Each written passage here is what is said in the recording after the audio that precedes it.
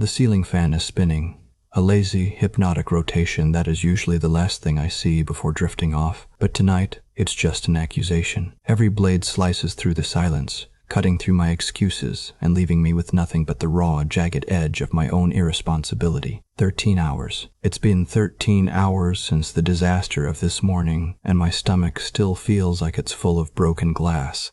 It really didn't seem like a big deal last night. That's the trap, isn't it? The slide into poor decision-making is rarely a cliff jump.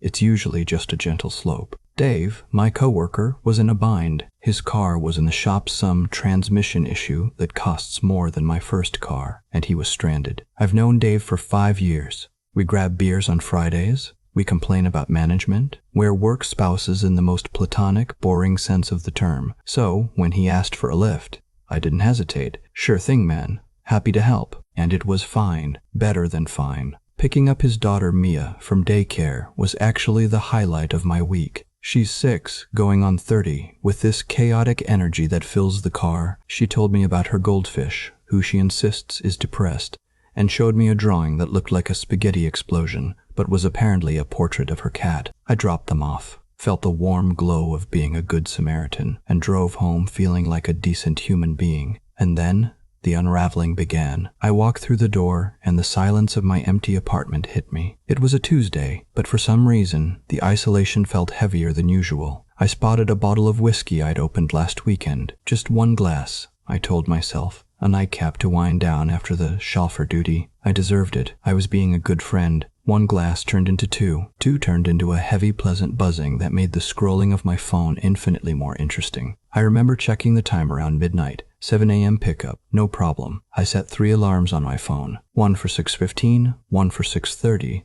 I went to sleep feeling invincible, buoyed by the false confidence of cheap alcohol. Then, the black void. I don't remember waking up. I remember the sunlight hitting my face with the violence of a physical blow. I rolled over, squinting at my phone, and felt my heart seize up in my chest. 8:12 a.m. Panic is a primitive thing. It bypasses logic and goes straight to the limbs. I fumbled for the phone, my hand shaking so bad I nearly dropped it. I saw the missed calls. 3 from Dave. One text sent at 7:05. Hey, you running late? Another at 7:30. Everything okay? The last one. At 7:50, we're taking an Uber. Don't worry about it. Don't worry about it. The 4 most devastating words in the English language. I called him immediately, my voice cracking, the hangover already throbbing behind my eyes. He picked up on the first ring. Hey, he said. He was calm. Too calm. Dave, oh my God. I overslept. I am so sorry. I am so sorry.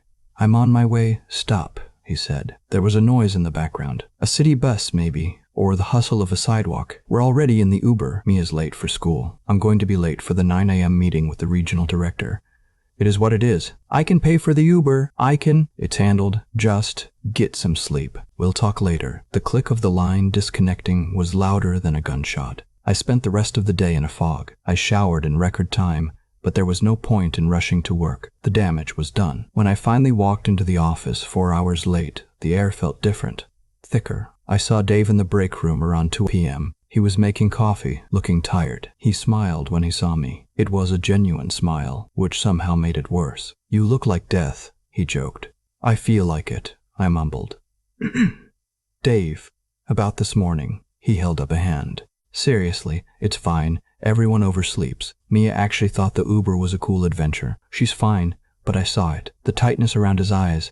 He wasn't fine. He had to scramble. He had to explain to his 6-year-old why her ride wasn't there. He had to pay for an expensive surge-price ride during rush hour because I couldn't say no to a bottle of Jameson. He had to walk into a high-stakes meeting disheveled and breathless, making excuses for a coworker who let him down.